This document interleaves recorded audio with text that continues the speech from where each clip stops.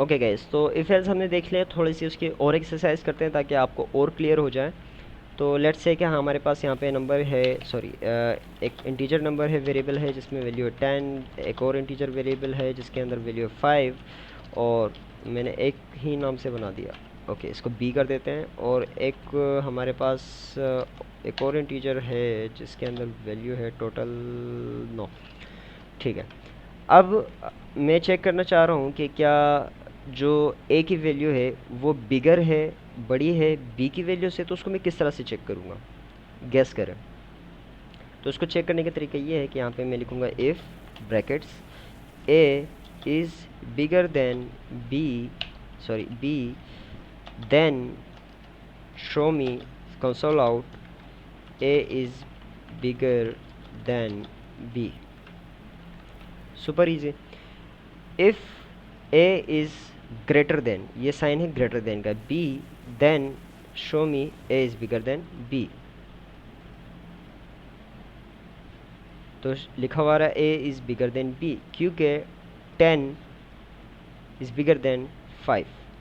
अगर इसको मैं कहता करना देखना चाहूँ कि अगर a is less than b है तो फिर आप ये शो कराओ। ठीक है, ओके, तो लेस देन बी। ठीक है, if a is less than b then show me a is less than b. Let's सी।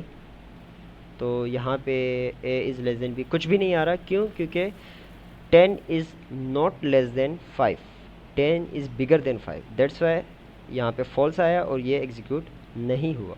ठीक है, अगर हम इसकी वैल्यू स्विच कर देते हैं, यानी इसमें 10 और इसमें 5 कर देते हैं, अब ए जो है वो लेस देन है बी के। ठीक है, क्योंकि 5 इज़ लेस देन 10, 10 बड़ा नंबर है, 5 छोटा नंबर है। तो यहाँ पे स्क्रीन पे शो होगा a is less than b.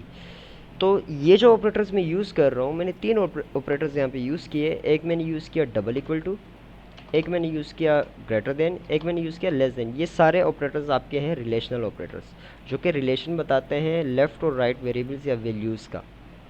ठीक है, जिनका रिलेशन चेक करता है आपस में। इसी तरीके से आपके पास एक ऑपरेटर है greater than and equal to.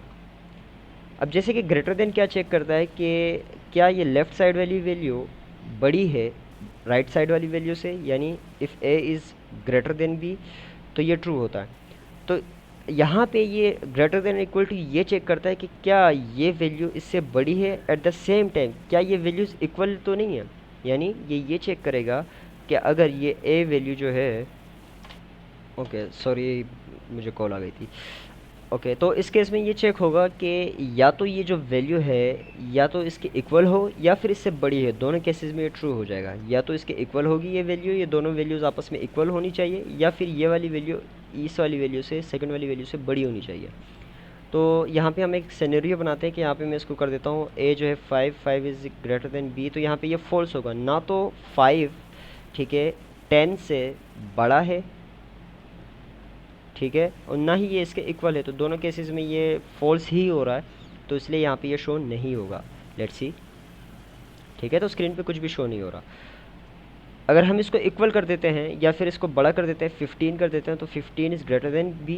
तो यहाँ पे अगर इसको मैं रन करता हूँ तो यहाँ पे शो हो गया। ठीक है, यहाँ पे लेस देन में हटा देता हूँ, एक्सप्रेशन इज़ ट्रू। ठीक है, तो 15 10 से बड़ा है, इसलिए यहाँ पे लिखा हुआ गया एक्सप्रेशन इज़ ट्रू। अगर ये दोनों वैल्यूज़ आपस में सेम होंगी तो भी ये काम करेगा। अब 15 से ग्रेटर देन तो नहीं है, बड़ा तो नहीं है, इक्वल है। तो यहाँ पे ग्रेटर देन इक्वल टू जो है वो यूज़फुल रहेगा। इस तरीके से हम ग्रेटर देन इक्वल टू करेंगे तो यहाँ पे लिखा हुआ है कि एक्सप्रेशन इज़ ट्रू, क्योंकि ये ट्रू हो गया। ठीक है, तो ऐसा कोई सिनेरियो जिसमें आपने चेक करना हो कि एक वैल्यू दूसरी वैल्यू को या तो इक्वल हो या तो उससे बड़ी होनी चाहिए, तो इसके लिए आप यूज़ करते हो greater than and equal to. ठीक है, इसी तरीके से इसका opposite less than and equal to क्या चेक करता है कि या तो ये दोनों वैल्यूज़ आपस में एक जैसी होनी चाहिए, सेम वैल्यूज़ होनी चाहिए, या तो फिर ये वाली वैल्यू लेफ्ट साइड वाली वैल्यू राइट साइड वाली वैल्यू छोटी होनी चाहिए।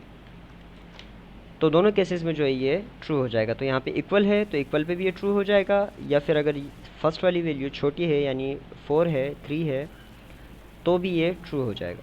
ठीक है, अगर बड़ी है 23 है तो फिर ये फॉल्स हो जाएगा, इसलिए यहाँ पे कुछ भी शो नहीं होगा।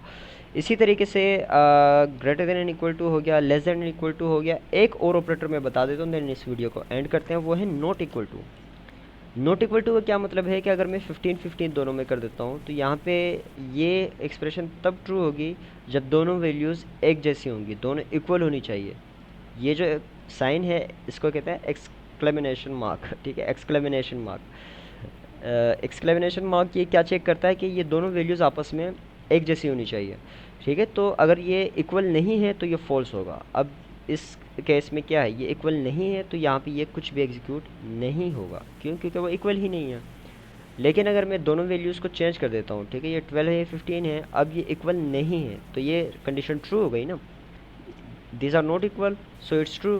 ट्रू मीन्स कि ये यहाँ पे प्रिंट करेगा। तो यहाँ पे इसको रन करते हैं तो यहाँ पे ये दिखा रहा है कि एक्सप्रेशन इज़ ट्रू। तो इस तरह से ये जो ये है आपका नॉट इक्वल टू, इसको नॉट इक्वल टू कहते हैं। नॉट इक्वल टू इस तरीके से काम करता है। तो डबल इक्वल टू देख लिया हमने, नॉट इक्वल टू देख लिया हमने, लेस देन देख लिया, ग्रेटर देन देख लिया, less than and equal to देख लिया, greater than and equal to देख लिया। ये सारे आपके रिलेशनल ऑपरेटर्स हैं।